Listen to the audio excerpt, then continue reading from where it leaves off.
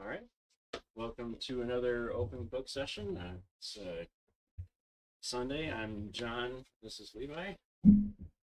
So today we're kind of in a different studio, you may have noticed, and going to kind of cover a new and different topic.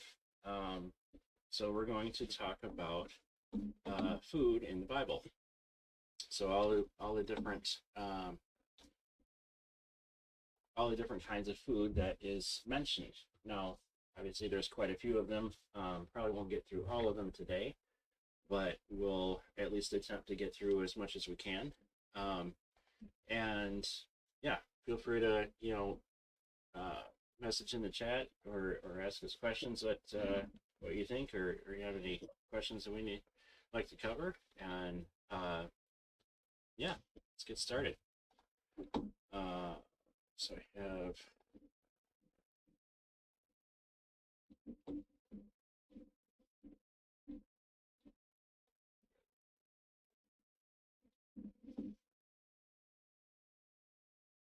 all right. So we got a ton of obviously healthy foods that are, um, kind of we know now, or they got uh, extra vitamins or minerals or things in them that that help with with certain health conditions, and they have uh, additional, not side effects, but additional effects that they may not have even understood back in biblical times. And so one of the amazing things is just seeing how things that are recommended to be eaten back then is used in, I guess, many more ways nowadays, to help with different health conditions, or to help just improve health in general, and far and above um, what we understood, like the understanding of medical practice way back when. So the cool part is, there's a lot of this stuff is still available. There's still things called these ingredients, um, and they've been called that this whole time. So they're the same food, they're the same seasoning and everything. So um, yeah. So let's see right here.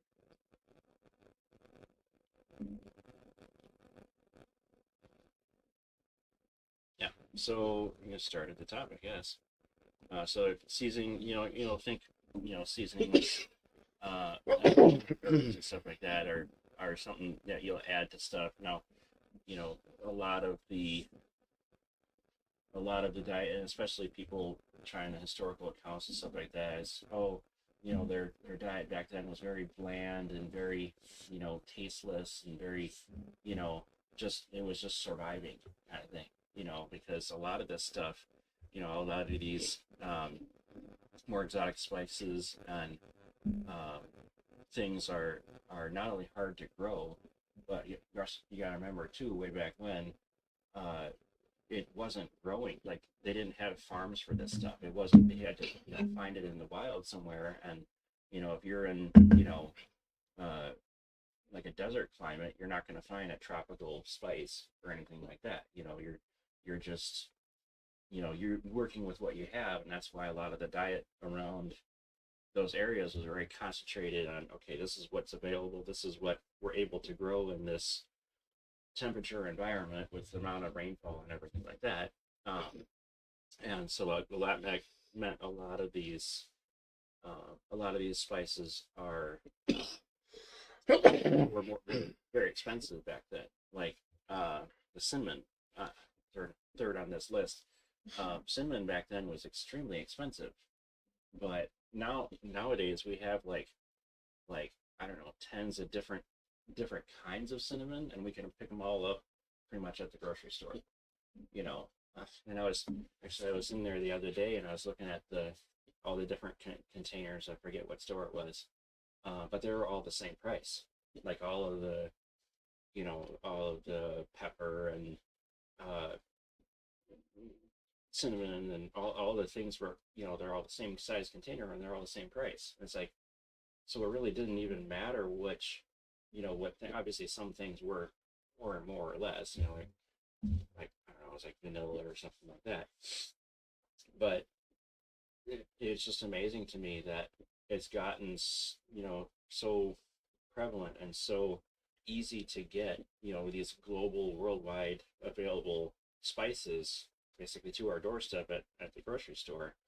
And it's so cheap and easy to get them that the grocery store just like pay for the container. Basically, you pay for the container and the shipping of the lot, and there's the profit there. It's like, that's just crazy to me that we have it all in our pocket here. But so okay, so starting with Annie's, Annis, or however you say it. It's in Matthew 23:23.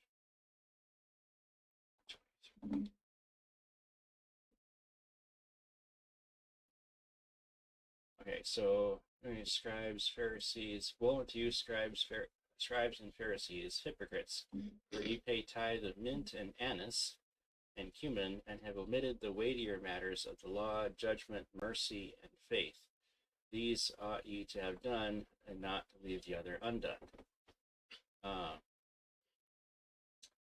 It says in note it might be also dill. But mint and anise, two foods that we that we recognize. And those, again, are, I was pointing out that they were paying the tithe in those. It was worth something. Not only was it worth something, but it was worth something significant enough that it was, I guess, barter language, a unit of measure, a unit of currency kind of thing. Much like, like salt back in the day in the Roman Empire, was a measure of value. And you think about all of the ways also that the value that we put on food is so shifted and odd nowadays too, that there's things that, like, oh, that was a good example too, in the grocery store, right? In the middle of the grocery store, they have the huge bulk things of the grains and the processed foods and all of that stuff like that. And what's expensive on the outside of the grocery store is the healthy stuff, the vegetables and the the good stuff is actually more higher than right the processed food. That's why people grab the processed food more, because it's more affordable. They can afford it, and they can get more what the money can buy, and it tastes better. Yeah. Well, yeah, and that's just it too. Is there, so all the processed food and bulk manufactured goods and stuff like that all has to do with the business shift to making foods that were able to be frozen and reheated, or making foods that were able to be microwaved, and making the convenience factor of food, boxing up grains in a cereal box so you can pour it out and be fine with it for being open for like a week or two. That kind of, I don't want to say mentality, but that goal of the products on the shelves has not shifted, but it has been going in that direction for quite some time. And it's to the point where the food itself, the healthier food for you is basically cast over to the wayside, and not being propped up or subsidized or anything to make it cheaper. You don't see any big discounts on organic stuff. You don't see any like bulk sales on lettuce or something like that. It's all stuff that is factory produced, and they get it by the truckload and everything like that. That's the stuff's on sale. And the argument about rabbit trail, but the argument about oh, you need a ton more farmland, a bunch more workers and everything like that to make the same amount of food from an organic farm that you do from a factory farm. It's like that may have been true a decade or two ago, but it's not really anymore. Especially with automation and different kinds of the understanding that we have with a lot of the plants that are still organic, and like for example what they need to be planted next to, or how they need to be harvested. That kind of understanding is much greater nowadays, that it really doesn't need to it doesn't need that much more land and everything like that. Your big thing difference with it still being the higher price is, again, like I said, that those subsidies and those things that are making the processed food cheaper, and advertising and everything like that, making the processed food cheaper than organic good stuff. So anyway, rabbit trail. So yeah, then as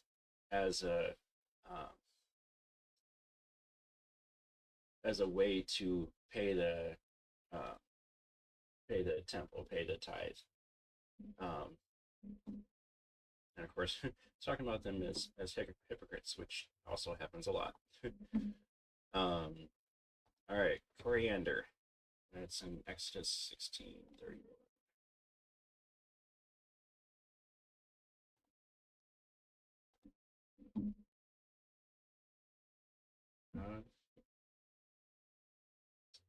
Can't remember if I actually used coriander. Have you used coriander? I don't think so. No. Okay, so in the house of Israel called the name thereof manna, and it was like coriander seed, white, and the taste of it was like wafers made with honey. I think that was back in the Bible time. Yeah, I think. Just trying to remember, because some of these, like it mentions multiple foods in the same verse, like like that just did. So I think that was further down here. What's that? Yeah, manna, Exodus, 16. But yeah, I think that was one of those ones. Coriander is where it's not that flavorful. It's not like a really strong, pungent thing. It's something that's just kind of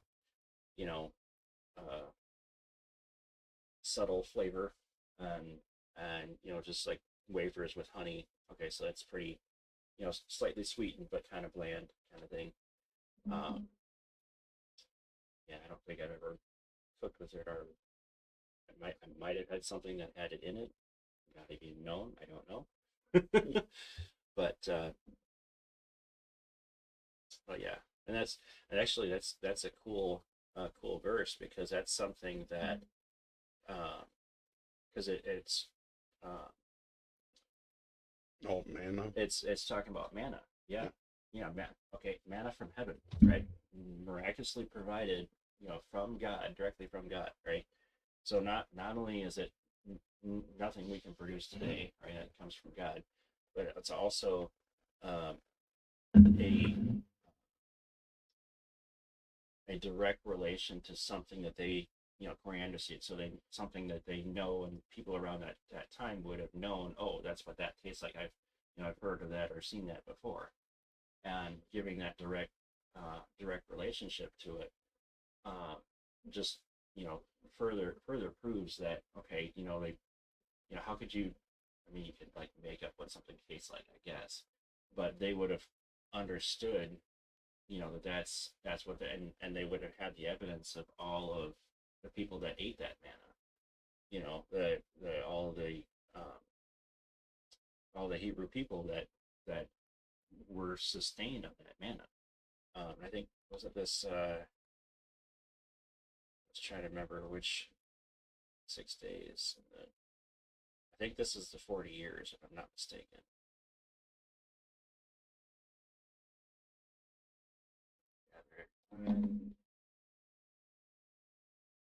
Yeah, and this is not only was it one miracle. This was every day they were provided miracle food to eat. You know, it's like um, filled with bread. So, oh yeah, about the quails. Yeah, rain bread from heaven for the people shall go out every day and gather a certain rate every day. Mhm. Uh,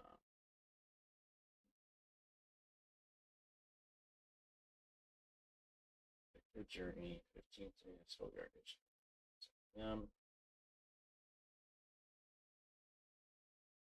Us forth into the wilderness. Yeah, yeah. This is their on their journey in the wilderness, which is between Elim and Sinai. Yeah. So yeah, that this is on their exodus. They're wandering in the wilderness, and the Lord was providing, like, even though they were they were complaining about it and they were wanting to go back to Egypt, and oh, we had these, delicious, I'm trying to remember what it was, delicious fruits and everything from Egypt. We're stuck eating this bland taste of miraculous bread. This miraculous bread. Like, dude, you're getting miracles every day. That's speaking of the power of God. That's, He's taking care of you. He knows what you need, and He is reliable. And they're still Never complaining. fails. And they're still complaining. Yep, yep. And they, you know, it kind of also speaks to the that God will. We do the same thing when we complain that we don't have enough food. Yeah. We all do it. That God will continue to provide, even though, like the Israelites did, that we complain about it every day. He'll continue to provide, continue to care for us, and that's what we see. A lot, like we're talking about with the food available in the grocery store. It's like, okay, even though you know, it's not paid for or subsidized by the government, even though it's not, made cheaply by the big factories, the healthy food is still available. The healthy, obviously, yes, it's more expensive, but it is still available. We can talk to the, farmer down the road. Hey, you got some extra, whatever, corn, or something like that, or you got some extra something or other that they grow, and it is still available. And even more than that, Israelites were complaining that they had to pick it up off the ground. It was available to them, right? Well, it also has instructions in there to, this is how you grow wheat, or this is how you grow things to be able to eat. And it's pretty much, it is extremely well readily available how to do these kind of things. Even if you're in like the driest desert wasteland that has absolutely no nutrients in the soil and everything like that, there is still ways to grow things. There's still ways to make food out there. And actually, uh, in in Israel right now, geographic Israel right now, that's exactly the case. That's in a very desert area, but they have managed their water and growing methods and everything like that. They grow a ton of food there in a desert. They've turned a desert into kind of an oasis. So it is still possible, even in the worst conditions on Earth, kind of thing. So, yeah, not not to say they were um, being any different than we are now. You know, like you said, we're still complaining too. But yeah, um, yeah, I just think it's so cool that it gets a connection from literally a miraculous food to something that we can see and taste and understand today. Like, oh, that's what that miraculous food tasted like. Like, you know, now I want to get now I want to taste something. You know. So, all right, cool. Oh yeah, cinnamon. Let's talk about cinnamon a little bit. Uh, you know, let's go to Revelation because I don't remember if I actually looked that part up. Revelation 18:13.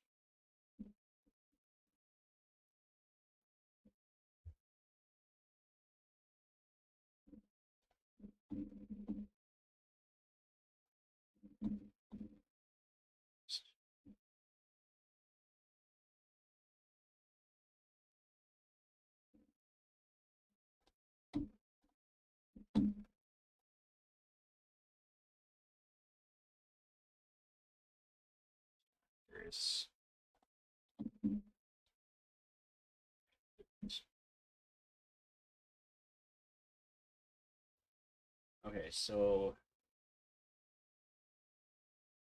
okay, so this is in the uh, I believe this is in the translation. I'm not entirely certain at which point in the Revelation this is. Anyway, um, so verse 12: cargoes of gold and silver and precious stones, and pearls and fine linen, and let's see, it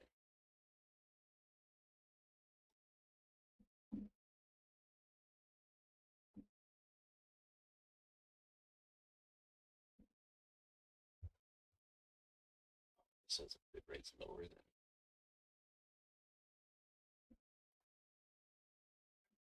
Okay, as long as it's still going.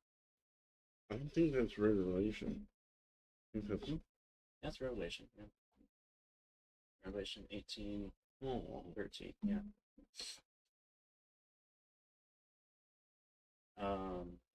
What was I? Cargoes of gold and silver and precious stones, and pearls and fine linen, and purple and silk and scarlet, and every kind of citron wood, every article of ivory, and every article made from very costly wood, bronze and iron and marble. Okay, so costly, they're talking about very expensive stuff. Okay, and then it rolls in cinnamon and spice, nice, and and incense and perfume and frankincense, where we heard frankincense before, and wine and olive oil and fine flour and wheat and cattle and sheep and cargoes of horses and chariots and yeah, okay. Um, but yeah, all of this stuff is very valuable. Like we were saying, the cinnamon is something that like kings and queens would be able to have cinnamon on their food. Um, and very extremely wealthy people, but that's about it because either because it was from a very far long way away, or it just didn't like maybe not for cinnamon, but it didn't like last long enough to get to from one place to another kind of thing. um, and then you had to there was the robbers and the dangerous passages over the ocean and everything like that um, were factors in trying to get it to the king's table, and um, they there was a lot of people that not people, but there's a lot of like pirates would go after they would go after both. They would go after the cargo of the expensive stuff because they could then go turn and sell that anywhere, or they go after the ships with gold with the payment going back, you know, and uh, that was a huge thing. And remember too, back then it took it took months and months and months on, if not years, on the water to get where you were going. So not only did you have to keep it safe from pirates and everything that whole time, but you also had to make sure that stuff didn't get waterlogged, things didn't get uh, eaten by rats or anything like that on the ships, and um, so yeah, very very valuable stuff, and of course it's in the same sentence and same context as frankincense, and that was of course one of the gifts given to Jesus by the wise men. Very very valuable and very it's a gift for a king. And that's same kind of thing there. And like cinnamon is another one of those things that understanding the health benefits of now that are actually, I guess, as a ingredient, as a added component, are even more valuable to us now, because now we understand, oh yeah, it can be used for all these different health benefits as well. Not only, maybe it's not as expensive for us to get now, but now we're actually adding more value back into it because of what it can do. Um, actually, let's look one of those up.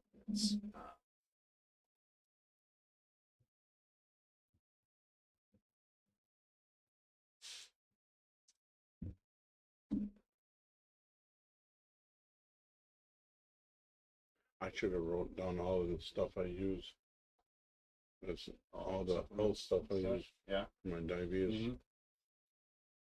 Yeah, yeah. Okay, so rich in antioxidants, may help manage blood sugars, protect against heart disease, reduce inflammation, and they knew like okay, some of the stuff back then, but there's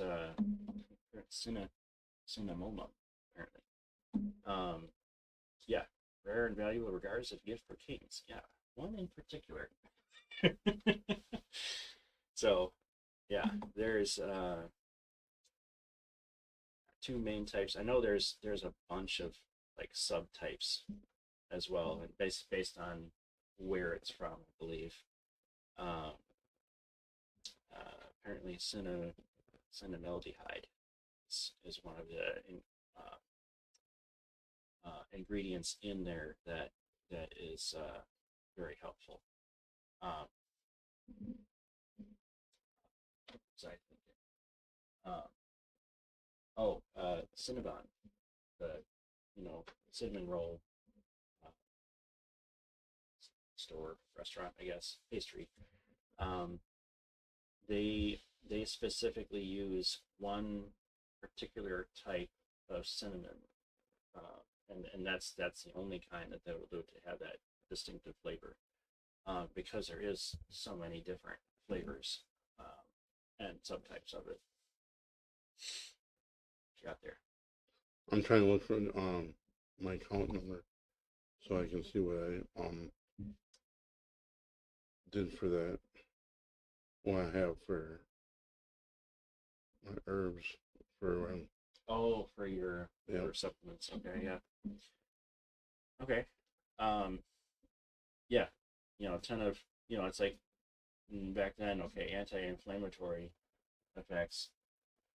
We understand what that means now. Maybe they understood that. Excuse me, back then, but they called it a different name. It's this helps with the the um, whooping cough, or not saying that's connected, but an old term for something that we call differently now. And oh yeah, like insulin, managing blood sugar. It's like they wouldn't have understood, back now in just biblical times. scroll down. Here's all this stuff I've been taking most of it. Does it have this just the name of. No, it's all the names. Okay, it doesn't have the full list of what's in it though. No, Okay. you can poke on it, then you can Uh-huh. see what's. Oh, does it say?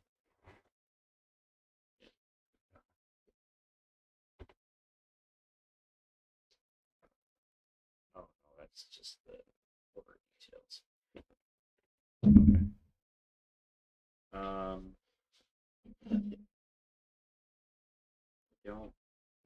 Don't Just give you remember. an example of. Yeah, There's I so don't. much stuff out I there. don't remember seeing these particular things on here. No, the end of one, the There's bottom one. grapes. The, The grapeseed I extract. didn't get that. I didn't take that yet. Oh. The bottom one is the Berberine. yeah. That's it's almost like the stuff I take for diabetes.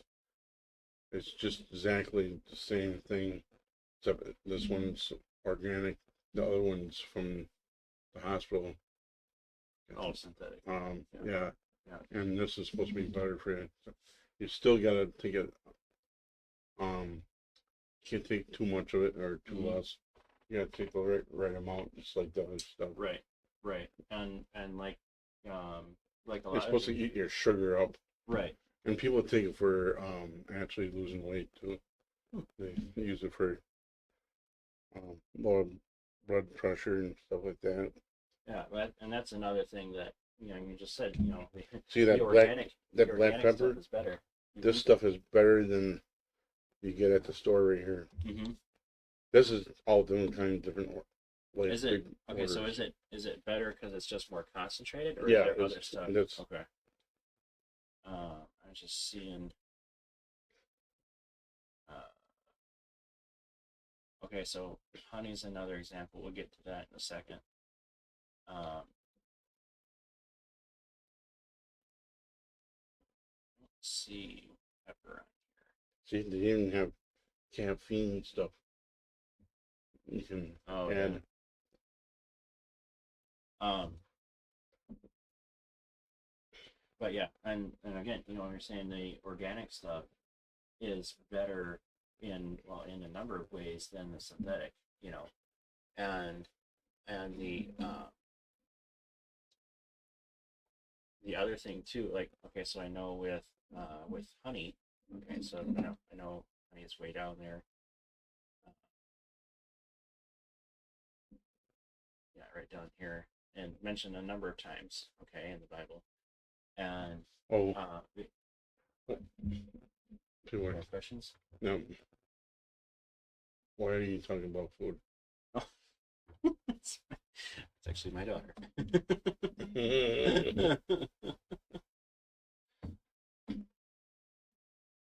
Okay, so where was I? Oh, honey. So honey is another thing that and it specifically mentions raw honey. That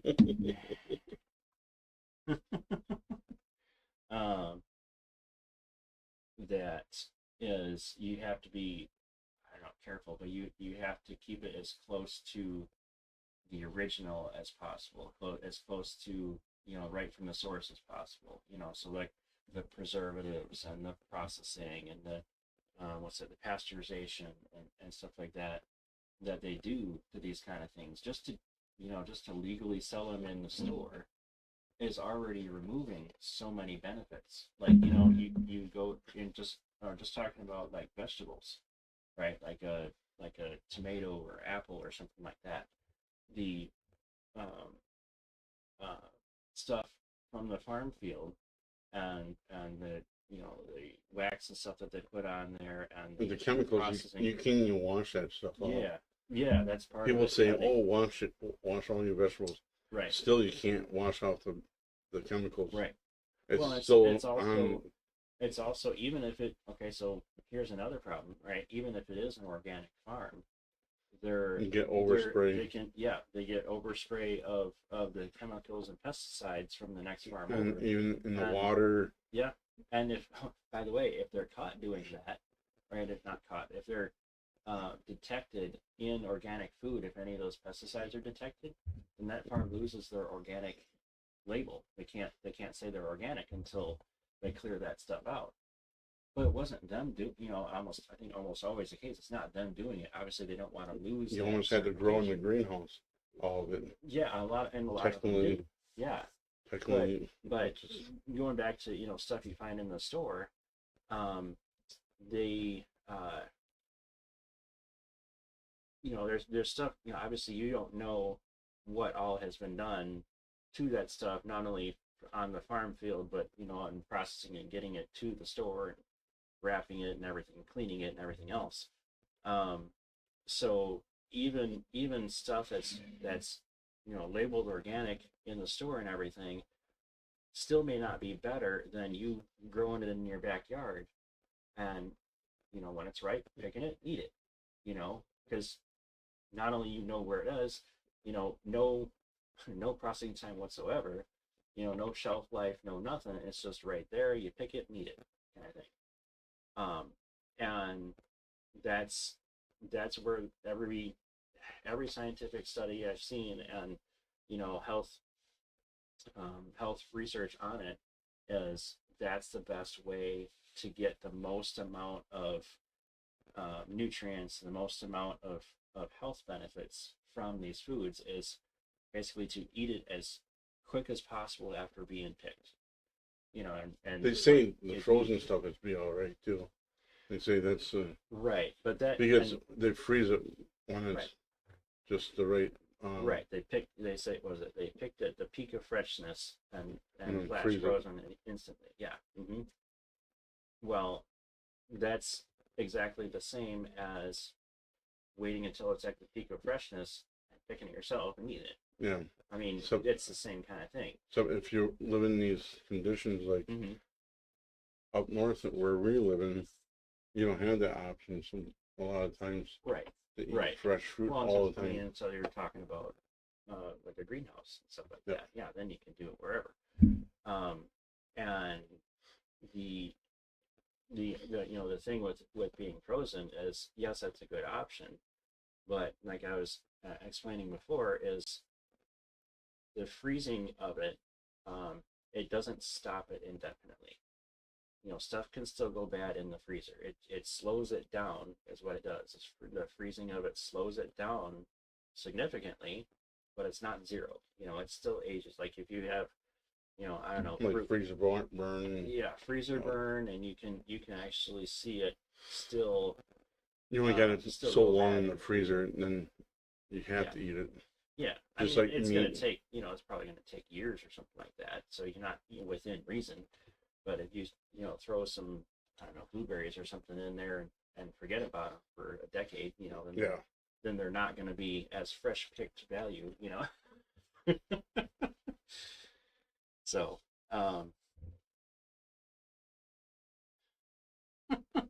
And they do come out mushy too when they come out of the freezer after they right, thaw out. It's right, not the same. yeah, So and you and still can yeah, like you can still eat them and just yeah, if it's you're not the looking same for like fresh. the or maybe not those foods, I forget what, but if you're looking for like the grains or something like that with that fibrous value, or even like meat and stuff like that with those strands, if you're looking for it still intact after being frozen for a long time, it's not going to be. It's going to be all messed up and weird. um, so like if you're like I don't know, something with a lot of fiber in it or something like that, if you're looking for those benefits of having a lot of the fiber strands and stuff like that, that's not, you don't get it from frozen, kind of thing. um, so uh, anyway.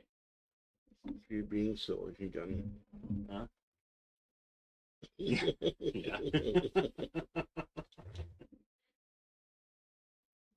Yeah. Oh, you can see it too over there. It's on your thing.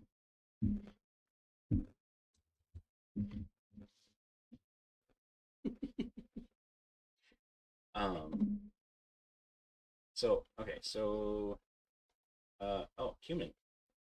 28, 25.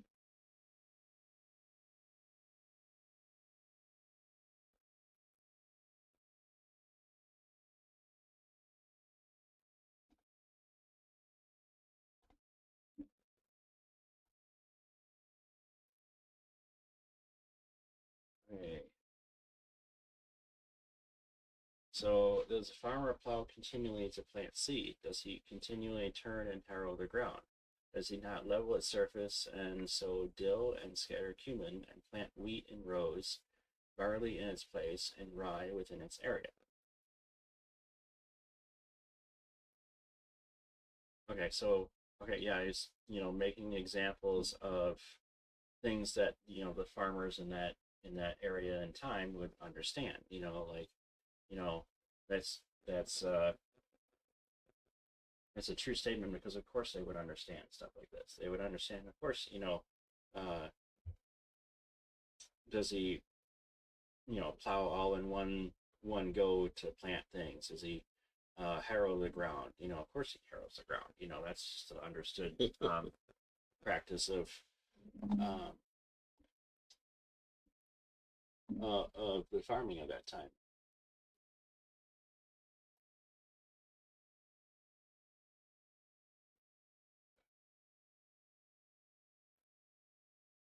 Oh, has what? Honey can be organics. Okay, so let me ask. Honey can be organic sometimes, but other times they use a different ingredients. Oh yeah, you're talking about like clover honey, and clover with others or honey with It's others got to be in it. raw. Right, right, and well, okay, let's go and look up. Okay, well, I guess skip ahead a bit because that's been brought up a couple times. So, uh, okay, Genesis 43:11. Oh, they do have bone honey in the Bible. Oh yeah, a number of times actually. Yeah.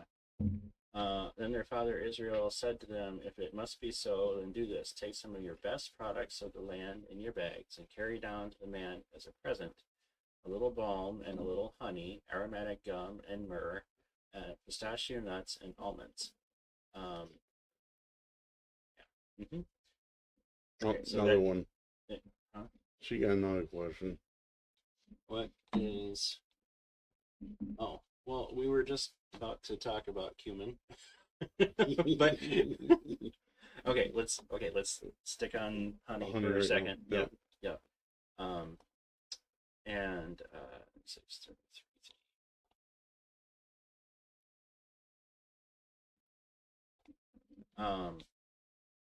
Yeah, and that's another thing. Like, what was it? Even oh, even scooping honey with a metal spoon. I've heard actually because the metal of the spoon actually has um, anti what's it called? Antimicrobial properties of it, like a silver or brass spoon or something like that. Um, it will destroy some of the good beneficial parts I never of heard of honey. that. Mm-hmm. Yeah. So you can't use a silver spoon. What about a copper spoon? No, they said like a wood spoon or a copper or plastic spoon is fine. I got a copper one. Or I just use. straight out of the bottle. Um, uh, go up to land. Oh yeah, Exodus. Yeah, go up to land flowing with milk and honey. Yep. Veggie tails sound sticky. Yeah. Brown, not go up from your mist because you're an obstinate people. Oh gee, obstinate. Sounds like people nowadays. Yeah, stubborn, very headstrong. Yeah. When they heard this sad word, they went into mourning, and none of them put on the ornaments. Yeah, that they're sorry for what they had done. Okay. Deuteronomy 8:8.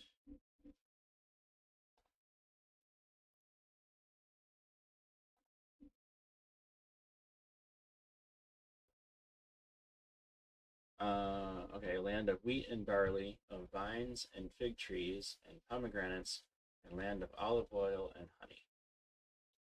Land where you will eat food without scarcity, in which you'll not lack anything, a land whose stones are iron, whose hills you can dig copper. Um, oh yeah, this is talking about God is talking about the promised land, um, and how it's going to be very very plentiful to grow things and everything like that. By the way, this is also in the Middle East. What thought of as this desert kind of area. God is saying that that area can be and will be plentiful to grow things in. That's entirely exactly how God said it would be. And we look at things like that, and like, how much can okay, so barley, wheat, um, olive oil, honey, and well, manufacturing iron and copper. How many things can you grow and cook and make with just those couple things? And these are just examples of what will grow good there. Not to mention anything else you try that probably is going to do good there. And the when you're eating and they're satisfied. Okay, when you're talking to a people that are, you know, uh, they travel a lot. They go, they are, what's it called, migratory. They go around.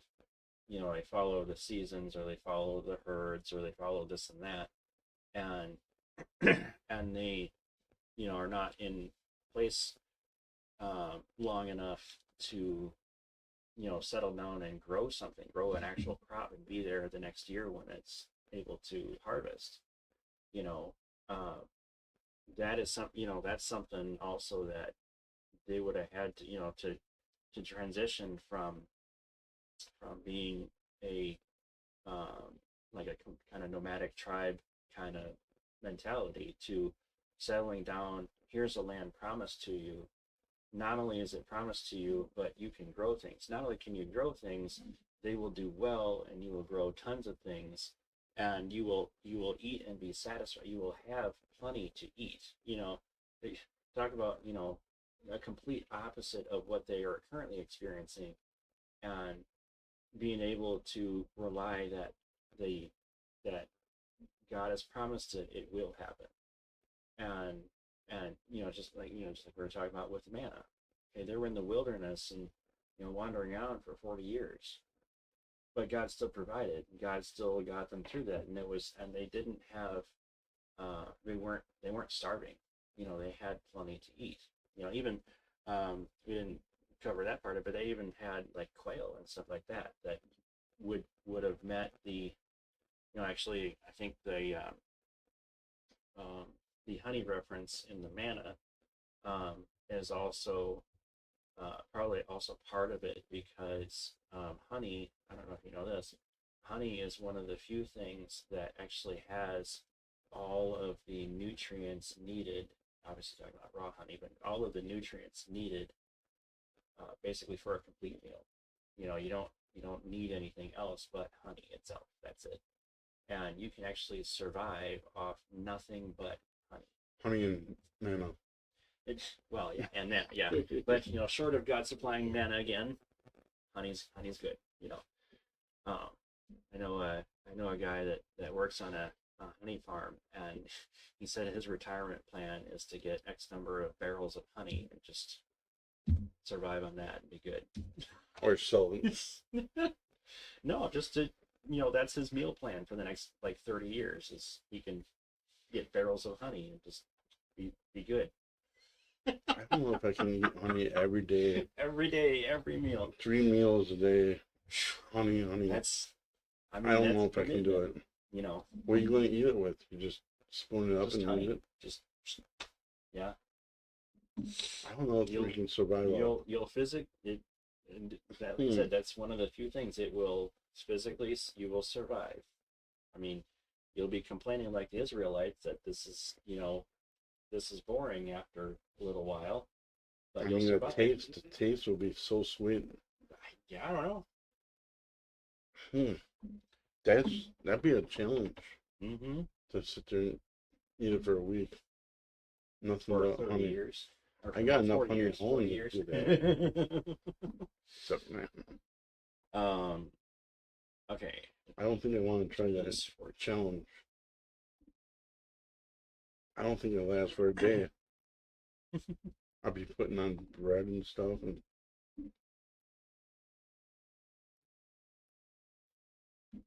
What's the next question? She has one more. Yeah, that's, You want to do that one? oh, okay. So the last reference for honey was Judges No, the Judges last 14:8. What? the last one. Oh, I did another question. Yeah. Okay, yeah. Just last reference for honey. Okay. So in turned aside, look at the carcass of the lion, and behold, a swarm of bees and honey were in the body of the lion. Yeah, kind of gross, but it was bees directly there, so the honey's right with the bees, right? Scraped the honey in his hand, went on eating as he went, right? So did not tell him he had scraped it out of the body of a lion, but I mean, there's no processing there. There's no pasteurization. There's no bottle it up for later. It was the bees made it right then and there and ate it, kind of thing. There's actually this crazy kind of honey that's made. It's in the mountains of some country. I forget what it was, but um, because of the flowers and the environment that the bees are in when they make this honey, um, it like has some really far out properties for this honey, and people will pay like you know more than its weight in gold for this honey. Is it the mountain stuff? They climb out in the mountains. Yeah, you need to like scale practically. Yeah, cliff face. I've seen them Yeah. videos. Yeah. Obviously, we're It's not actually gonna have pretty. any of that kind of honey. It's But, pretty dangerous. oh yeah. And Oh yeah. these bees that actually can really hurt you if they stung you. Oh, I'm sure. Yeah. Yeah. Okay. Cumin. Go back to cumin. So cumin, or whoever asked that, was that's a spice that it's kind of like a savory spice. It's usually goes in like chili. And You want to Google it? oh yeah. Uh, Then you get your stuff right when you talk about it. hey, look at that. Yep. Help digestion, iron deficiency, diabetes, cholesterol, foodborne infections, uh, weight loss, blood sugar. What one is this one? Cumin. I think I have this at home. Yeah, it's pretty common. Like I said, I use quite a bit of it in chili. Well, I'm trying to think. I think it's also in like taco seasoning, a couple other things. Helps digest fats. I can't see what she said. You can survive on only bread and honey. Yes, that is true. Yes, Only honey. well, yeah, the only honey is correct. Challenge is only honey. The bread. Okay, they were talking about manna, which is a little bit different than bread. But talking about the enzymes, or not the enzymes, the nutrients in honey alone is good to survive on. And like the John the Baptist, he survived on honey out in the wilderness, and it was honey and something else. I'm trying to remember. But yeah, very very little in the way of stuff naturally growing out there. You need something obviously and dense enough to get you to the next location that has food. Um, but yeah, definitely Actually, nutrient. honey has a lot of sugar in it. So the sweetness, the That wouldn't be good for sugary part of, diabetes. no, that's wrong. Actually, the people with diabetes can absolutely have honey because the body How reacts to it. much of it?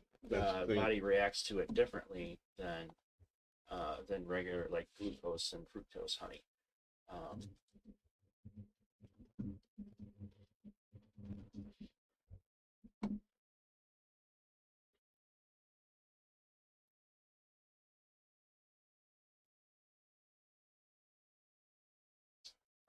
I'm sugar type 2.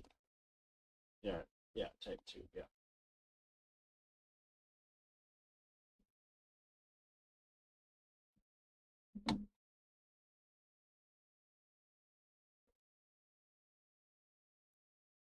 Yeah, in moderation, honey is not only safe, but it has anti-inflammatory Yeah, and other I know that. Yeah. benefit. Yeah.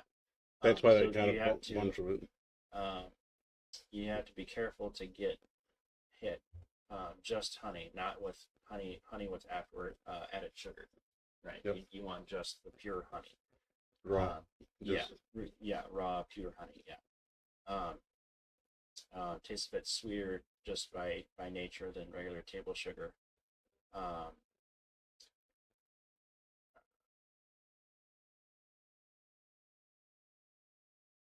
yeah, basically it can contribute to blood sugar spikes, but um, it takes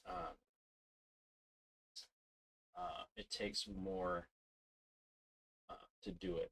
Like you'd have to do a bunch more of the honey. no, I lived on it. Then it was spiked because if that's all you eat, Well, okay, so here's a question. Okay, so if you're only eating in moderation, well, you're just eating honey. You're getting the other nutrients and stuff like that that are also in honey. But if you're still under that level, keeping your blood sugar under that, I don't know, danger level or however they put it, um, that's probably going to be better for you than a bunch of processed food that has sugar in it. definitely. Yeah. Yeah. Oh, yeah. This is what I was talking about. There's 300 different types of honey. It's determined by the source of where the bees make it from, where the bees get the nectar. So, like blueberry honey is retrieved from blueberry bush. Avocado honey comes from avocado blossoms. Yada yada. Apparently, it makes it taste that way too. Uh, yeah, moderation. Uh, yeah, yeah, exactly. Here, some varieties contain added sugar. Yeah, stay away from those. Sugar or syrup, and that's the added syrup. Of course, that'll spike it way more.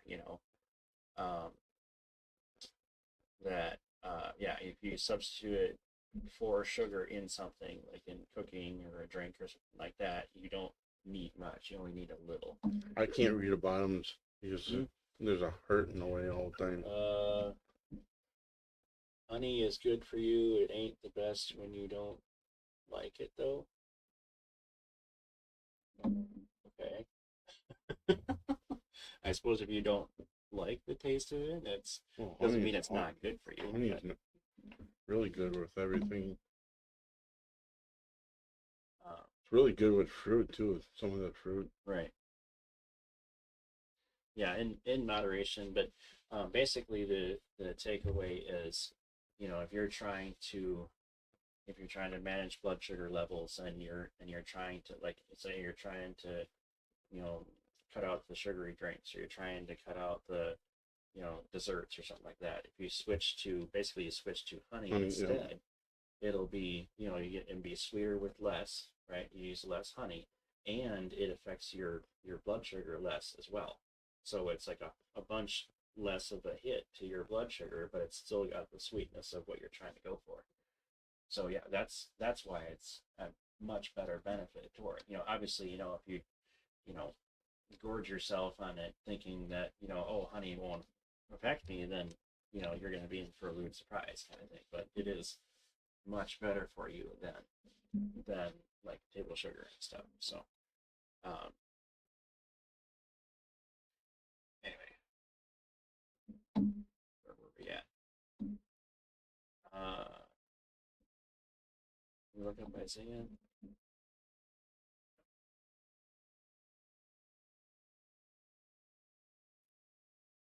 All of these.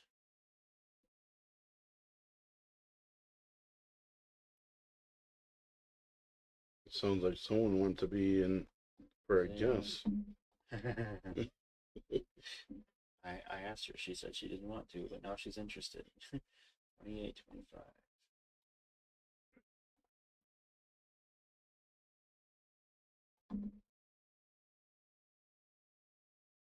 Okay. Um. Oh no, we already did this one. This was a level of surface talking to the farmers, sow dill and scatter cumin, plant wheat and rose. Oh, but this is another thing too, is they mentioned about planting things together, planting barley and rye in the same area, and dill and cumin in the same area. They were basically had a little bit of the understanding, and actually some of the whether that was God inspired or not, I don't know, of planting different plants together in the same area. And we're really only just recently getting back around to the scientific reasoning for that, is how each plant like takes certain nutrients from the soil and gives off other ones, and like the decaying of the leaves and other things like that to help with the cycle of the plant life kind of thing. And if you have them planted close by, then they work off each other, and both plants survive better, and they produce more fruit and everything that because they're in cooperation together. It's like, I guess you could say, kind of like they're designed to or meant to be close together. You know, not necessarily saying that they're like to be in the same dish, or something like that, but that it's uh,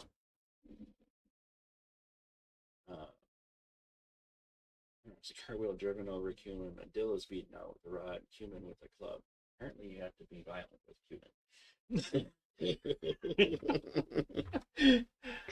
But yeah, that understanding of uh, what the soil needs and what the environment around. I mean, and also talking about like animals in the area, like goats, chickens, and sheep, and everything else in the area also affects things like what was another thing?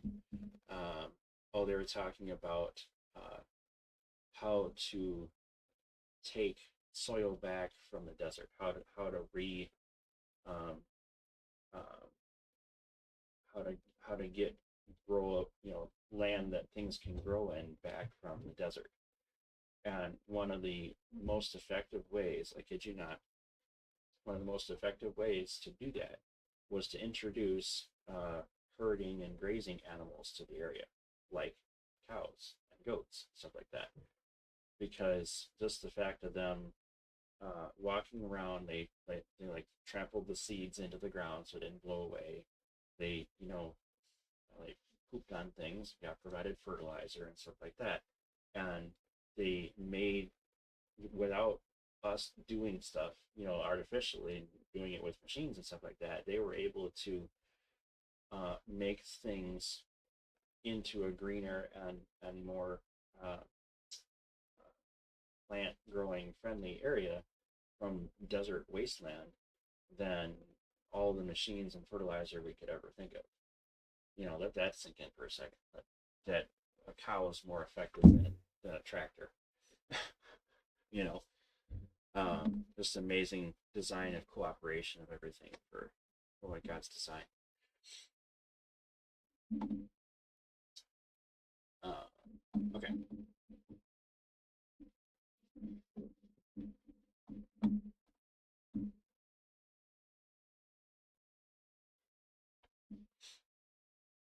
I think we were on.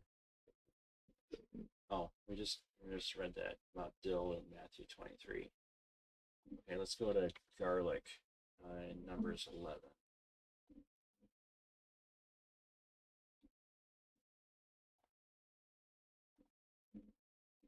So,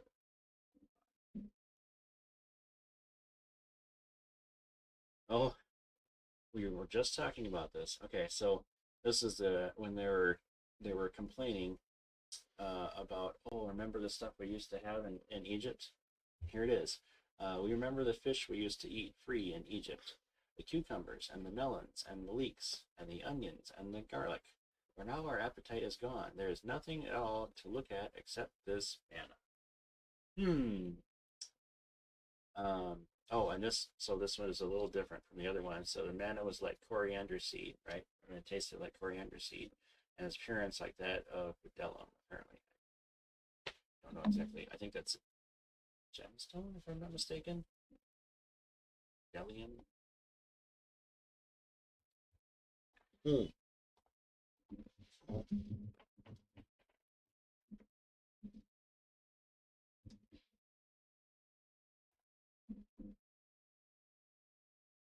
Yeah, sort of mineral.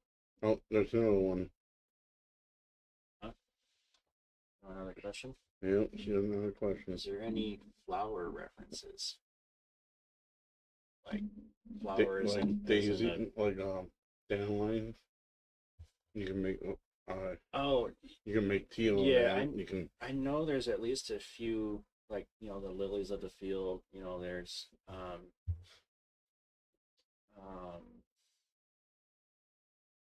I can think of off the top of my head. I know there's a few flowers or weeds. flowers. No, Oh, well, it's flowers. I don't think they did called anything like that. Gotta look that Anything one up. weeds in the Gotta in the Bible. Google that one up. Yeah. Just take her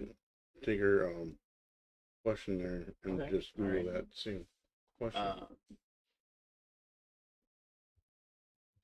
Is there any flower?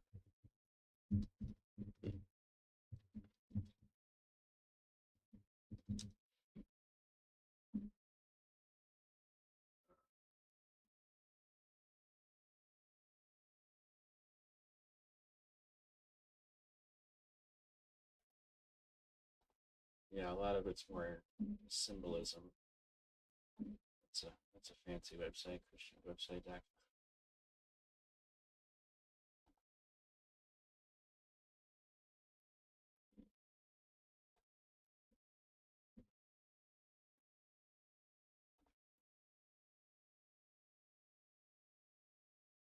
This is one downside of doing it on the same computers.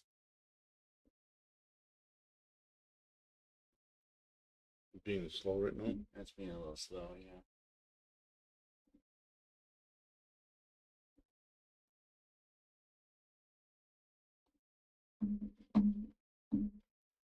Um,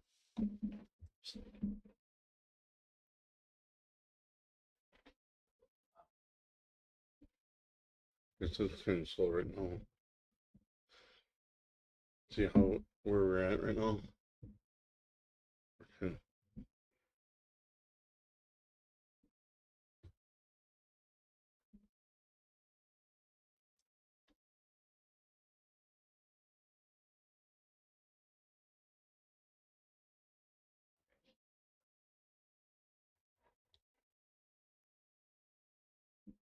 okay, some quick references. There's the lily, the lilies of the field, rose, hyssop, narcissus, saffron, crocus, mandrake, and almond blossoms. Let's see. See if it says references here. Oh yeah, this is lilies of the field, Matthew 6. Uh,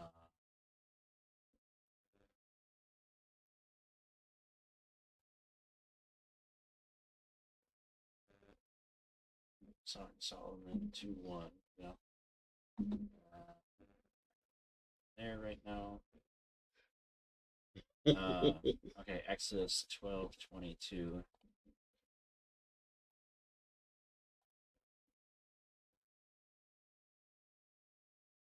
There is a bunch of food in the Bible.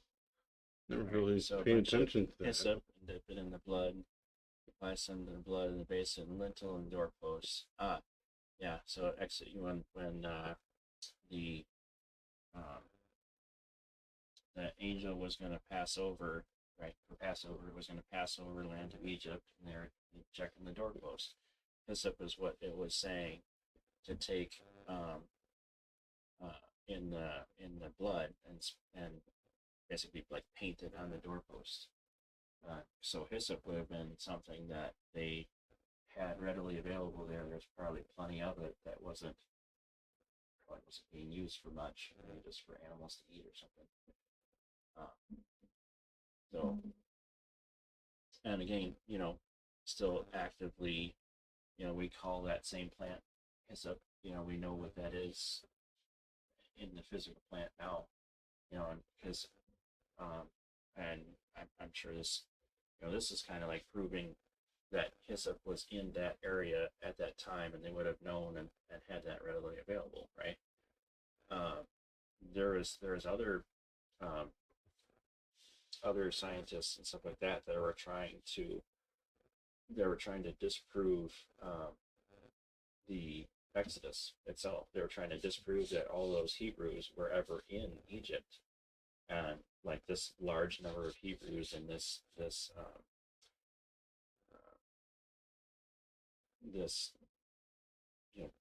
big gathering. It's like, of course, you know they all left. Like what evidence remained that they were ever there, kind of thing.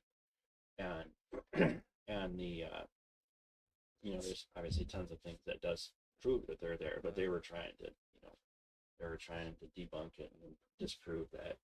But this is one of the things that they'll point to, that this area that this pharaoh was ruling over has still to this day growth and crops of hyssop. Like, oh, gee, right in the Bible, it's referencing something that they would have had right in that area, and these were the same people, the Israelites, that did the Exodus out of there. So everything lines up with the Bible. Everything is, proven true and going to happen exactly how God says it, and it's still going to be true. Well, it's Exodus, so thousands of years later, a couple 3,000-4,000 years later. So yeah. So extra credit. They're Egyptian roses. I think that was. No, there's more than right now. Yeah, the rose of. I can't remember if it was a rose of Sharon. There's no rose, she said. Oh yeah, rose. Yeah.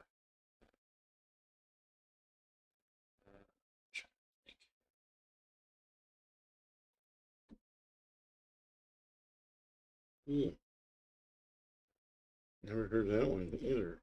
Which one? The rose, Egypt rose.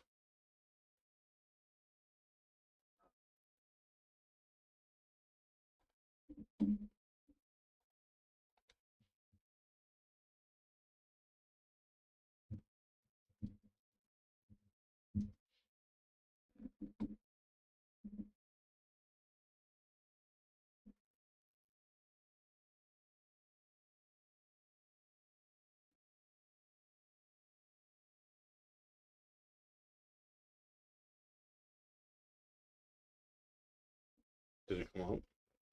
I'm looking.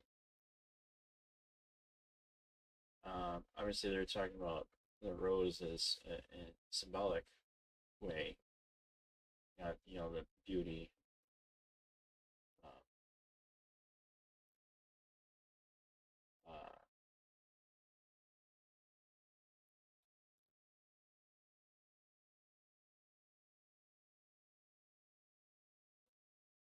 Sacred rose.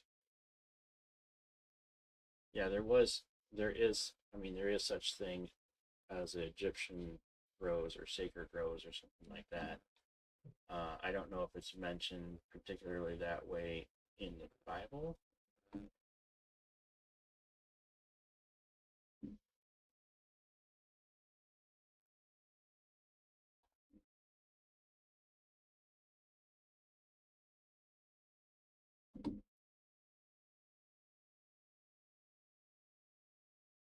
Yeah, saffron. Okay, saffron is another spice that is available nowadays. But again, very, very valuable. It took 75,000 flowers to produce 1 pound of saffron. That's crazy. I don't know what are you going to use that for. Huh? Saffron? Yeah. It's in cooking. I don't think it was mentioned in Ratatouille. What I can remember from. Again, I've never cooked with it or anything, so I don't know. You can Google it. What they use it for. Oh yes, rabbit hole, of course. Hey, we gotta learn. Yeah.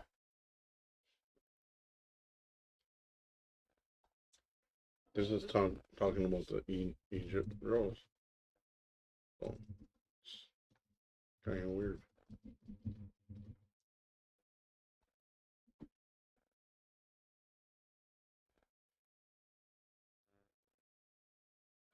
Some spice. We're going to help mine a bit. Not endorsing, but just having been clicking on them quite a bit.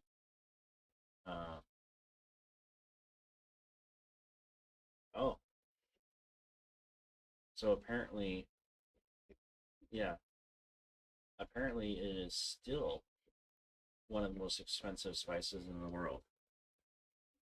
According to this, costing between $500 and $5,000 a pound for 1 pound, because they still harvest it from the saffron. Start raising. Hey, Huh? we're in the wrong business.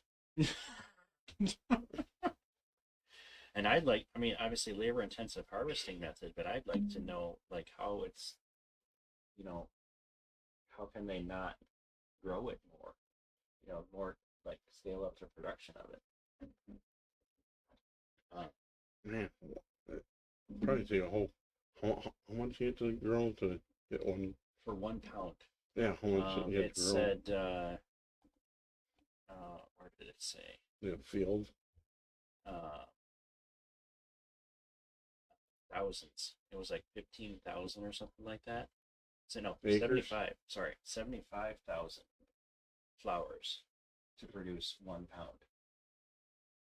Could you imagine going to 75,000 individual flowers and basically plucking out little tiny string of whatever that inner part is? Forget that. Next. Next. I mean, you have to have a pretty big greenhouse for that. Next. Oh man. Yeah. Can you? Okay, so this is, nowadays costing that much. Just think about back in the biblical times. Wow. They had them. They gotta have machines these days to take care of all that stuff. Yeah. Let's design that AI robot to do that. Okay. Now you're thinking. Now I like how you think. Okay, so man, we got sidetracked so much. Are we staying on the flowers or are we going to food still? No more questions here. Now we can go wherever you want to go. Yeah, okay. All right. So okay, so we did garlic. No, we skipped That's over too garlic. Huh? Did No, we skip? did. Okay. We went to that. Numbers 11. Yeah. My mind was somewhere. Yeah. Well, yeah, we got distracted by flowers. Yeah, that's what happened. Numbers. Someone distracted us. Yeah, remember that was the, complaining about, oh, we had all this cool, what good tasting stuff in Egypt, and okay, remember again, Egypt, but for the Nile, Egypt is a desert, right? The Nile flows through Egypt, and that's what makes it fertile, farmland and stuff like that. I think they have like the flood times where the Nile goes up and has tons of water goes out, kind of thing. The Egyptians use that flood time to water their field. That's how they watered their crops and stuff like that. So they were able to grow all of this stuff that needed so much water in an area that didn't really have, except for the river, didn't really have any, like there was no like springs or lakes or anything like that. It was just the Nile River. Um, and you just have to think, God's, you know, perfect plan for that area. It's like, okay, Egypt was probably one of the most prosperous and powerful ancient civilizations at the time because of that. How could they have planned that? Oh yeah, we're going to be a huge profitable nation because we're taking advantage of this floodwaters of the Nile. Um, it's amazing planning. um, and garlic is one of the things that they remembered fondly of being in Egypt. And even nowadays, garlic is an uh, extremely pungent, extremely flavorful uh, ingredient. And even a tiny bit of it goes a long way. Like I remember trying to make like fresh garlic bread. I made like the slices of bread and then butter, and I had what was it? I think it was the garlic in the jar with the liquid. I forget what uh, for that, but just kind of like spreading that with a little bit of salt over the bread, make garlic bread. Um, but I didn't know like how much to do, right? So I apparently used quite a bit. Like I was trying to think like, I don't know, reasons or whatever, and thinking, how much to spread over it. I put way, way too much garlic on there. And nobody And wanted it. and yeah, I could barely, and I had like, I don't mind garlic, but I can only have like a couple bites at a time. I like literally could not process it. Um, it was really, really strong. And of course, garlic is another one of those that only gets stronger over time too. Um, so anyway, and oh man, there is tons and tons of health benefits with garlic. That's where we got sidetracked. We didn't go over the health benefits of garlic. You can put it in a jar and you put honey in it and onions, and it's supposed to make something for your cold or something like that. Oh yeah, yeah. Well, that was onion. Yeah, honey and onion. And there's You other put it stuff in you the. can put, Oh yeah, probably. Yeah, herbs, I know. Yeah, garlic some is kind of also herb good you with can some- put in there. I forgot. Yeah, I forgot the name of it. yeah, yeah. And then you drink it like you have You it just like take a cough syrup. teaspoon. Yep. Yeah. Yeah, yeah. We had a jar of that sitting around um, for exactly those medicinal purposes. You prepare it and then you put it in a jar. And yeah. hmm and yeah, and that's I mean, there's entire books about garlic. Well, actually, both garlic and onion and the health properties of them, kind of thing. And if you're interested, we can dive into those. Um, I think we'll try and it's getting to be that time. Uh,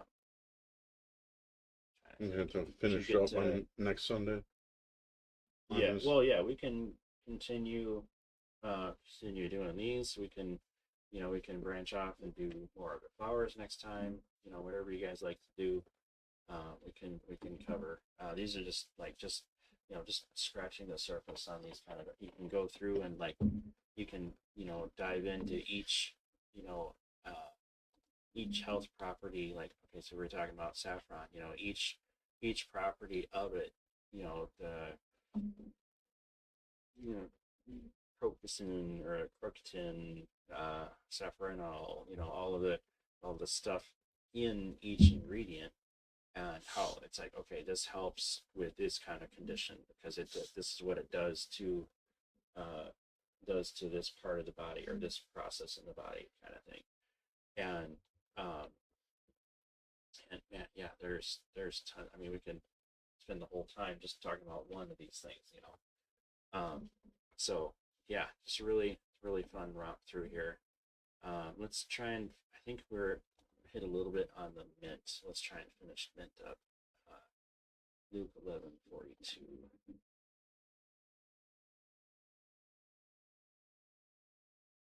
Wasn't that Matthew? There's two. One of I think we already did Matthew 23. So it's Luke 11:42. Yeah.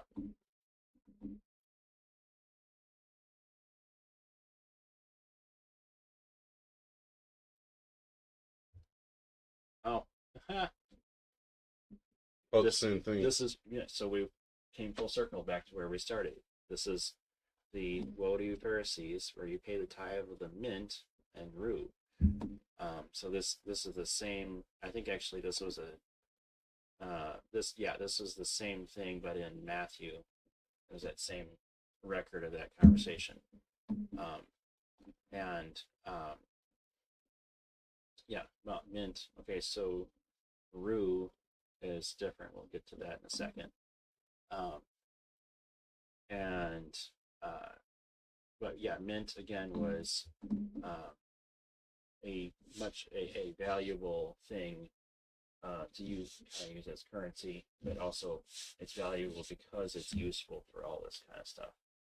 Mint, of course, is again very, very pungent, very powerful. You only need a little bit to accomplish. Like you can just, what was it? You can have just like the mint leaves sitting there, and just the fragrance from them will just fill up a room, kind of thing. Or you have it like you just like wipe the leaves on something, or what was it, even like sitting on top of something you're cooking or something, just to put them on top, and it kind of like it seeps down in, or infuses down in and stuff like that. I always see I like seeing the like the ice cream, the ice cream that has a picture of like the mint leaves on top, stuff like that. It's obviously they're green leaves, and stuff like that, and you associate that mint flavor with the mint leaves. That's like if you had that, basically full size leaves on that ice cream. That ice cream is so strong, mint, minty flavor. It would be like talking about ice cream.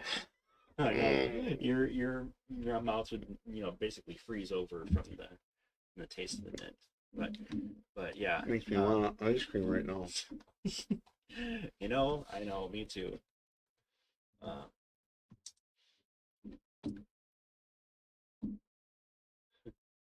Refreshing effect. Obviously, bad breath. Obviously, there's tons of like toothpaste and stuff like that that's in there, and stuff like that. So very fragrant, and obviously delicious. Relieves indigestion, improves brain function. What else does it say? So mint is, that's right. So mint is kind of like the general name for plants and things that are minty, including peppermint and spearmint and other things related to it. So that minty taste, that or minty fragrance that we're, that's what it's talking about. So mint is like, over a couple different things. And obviously several food and beverages, sauces, salads, desserts, yada yada. Rich in nutrients. How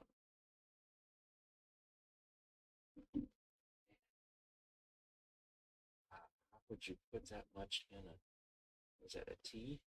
Man alive. Look at that. That's like 2, 3, 4, like 5 or 6 leaves. Whew. Talk about minty. And it's fresh too. It probably different. Yeah, the peppermint oil. Okay, obviously. Peppermint oil is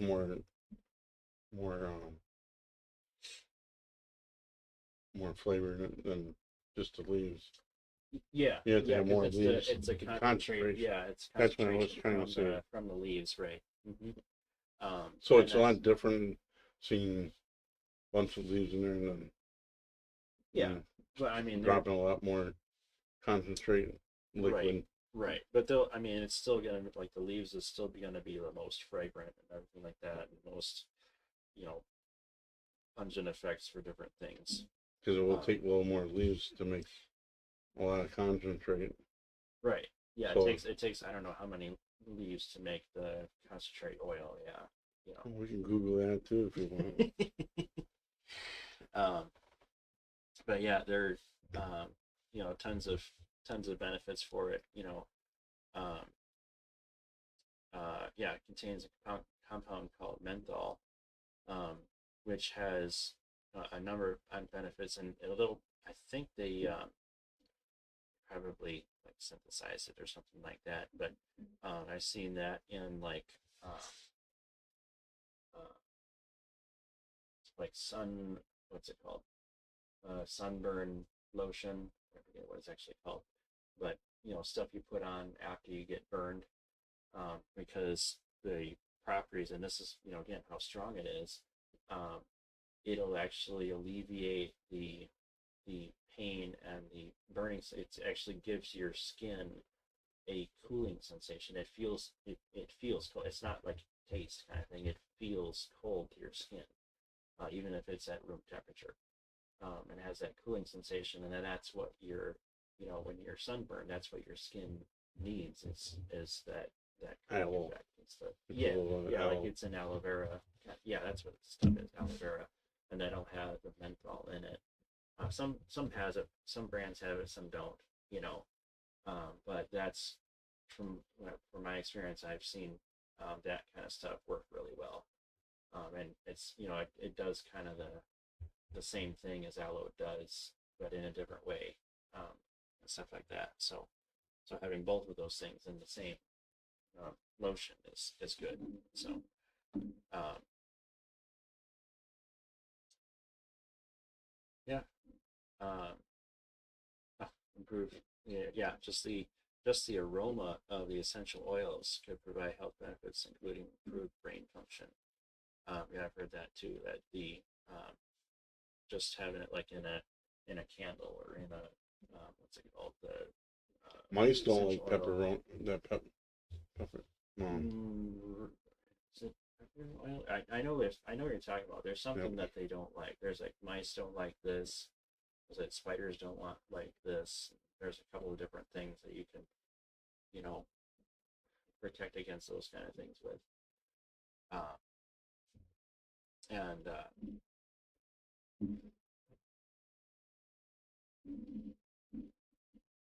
oh, apparently, they did a study in 2015 of having those fragrances in the car while you're driving increased your alertness and decreases frustration, anxiety, and fatigue. Yeah, maybe a little less accidents on the road. You know, make that standard. You know, that'd be nice. Um, oh yeah, cold and flu stuff with menthol. Yeah, that's another thing where, what was it? Um, oh, it was the stuffy nose. You have a stuffy nose. I think it was the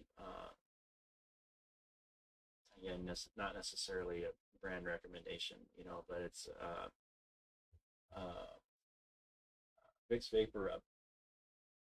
That has that menthol in it, and a couple other things that has To that cooling effect on clears in your your nose nose.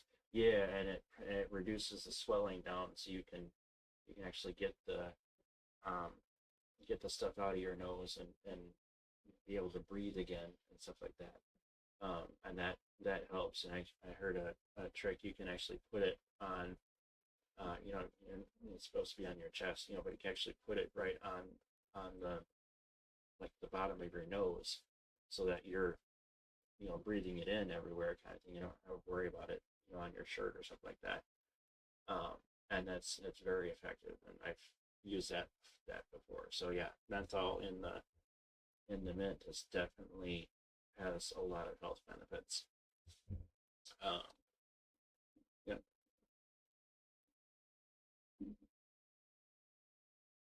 mhm. and it's talking about gum and breath mints and stuff like that. Of course, that just the taste and everything like that. I think. Yeah, yeah. They back when they would necessarily like brush your teeth. They didn't have the plastic toothbrushes back then. They would actually just chew on the mint leaves, chew on the fresh leaves themselves, and that was their. Not only was it their killing the bacteria and stuff like that, but it also made their breath smell minty. So yeah.